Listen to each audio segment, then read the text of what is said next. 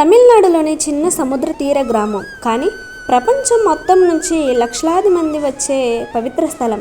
అక్కడ జరిగిన అద్భుతాలు నిజమేనా? తుఫాన్ మధ్యలో దేవమాత ఎలా ప్రాణాలు కాపాడింది? ఇది సాధారణ చర్చ్ కథ కాదు, ఇది విశ్వాసం, అద్భుతం మరియు భక్తి కథ. 17వ శతాబ్దంలో వెల్లంకని అనే గ్రామంలో ఒక చిన్న బాలుడు పాలతో వెళ్తుండేవాడు. ఒకరోజు అతను అలసటతో చెట్టు కింద కూర్చుంటే తెల్లని వస్త్రాల్లో ఒక పవిత్ర తల్లి తన చేతిలో శిశువుతో ప్రత్యక్షమైందని చెప్తారు. కొంచెం పాలు ఇస్తావా అని ఆమె అడిగిందని కథలు చెప్తాయి.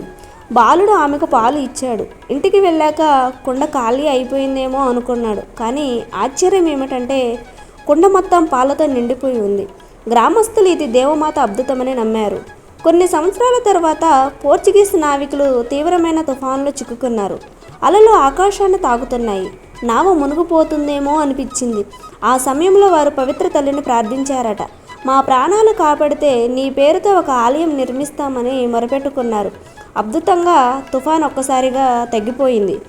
వారి నౌక సురక్షితంగా వెల్లంకని తీరానికి చేరింది. కృతజ్ఞతగా వారు అక్కడ ఒక చిన్న చర్చిని నిర్మించారు. ఆ చిన్న ప్రార్థనా మందిరం కాలక్రమేణా విస్తరించింది. ఇప్పుడు అది ప్రపంచ ప్రసిద్ధి చెందిన basilica of our lady of good హెల్త్గా మారింది. ఇది ఆరోగ్యమాత ఆలయం అని కూడా పిలుస్తారు. ఇక్కడికి వచ్చిన భక్తులు తమ అనారోగ్యాలు తగ్గాయని, కోరికలు నెరవేరాయని విశ్వసిస్తారు. ప్రతి సంవత్సరం సెప్టెంబర్ నెలలో జరిగే వార్షిక ఉత్సవానికి లక్షలాది మంది హాజరవుతారు.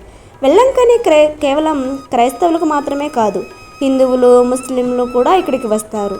ఇది మతాల మధ్య ఐక్యతకు ప్రతీకగా నిలుస్తుంది. వెల్లంకని చెబుతుంది ఏమిటంటే, మతం ఏదైనా విశ్వాసం ఉంటే అద్భుతం జరుగుతుంది. చిన్న గ్రామం నుంచి ప్రపంచ పుణ్యక్షేత్రంగా మారిన వెల్లంకని, అక్కడ జరిగిన అద్భుతాలు నిజమా కాదా అనేది మన నమ్మకంపై ఆధారపడి ఉంటుంది. కానీ ఒక విషయం మాత్రం నిజం, విశ్వాసం మనుషుకు శాంతి ఇస్తుంది. మీరు వెల్లంకని ఎప్పుడైనా వెళ్ళారా? వెళ్తే మీ అనుభవాన్ని కామెంట్స్లో చెప్పండి. ఇలాంటి మరిన్ని ఆధ్యాత్మిక కథల కోసం మన ఛానల్ని సబ్స్క్రైబ్ చేయండి. అలాగే ఈ వీడియోకి ఒక లైక్ ఇవ్వండి. ఈ వీడియోని మీ ఫ్రెండ్స్ అండ్ ఫ్యామిలీ మెంబర్స్కి షేర్ చేయడం మాత్రం మర్చిపోకండి. Thanks for watching.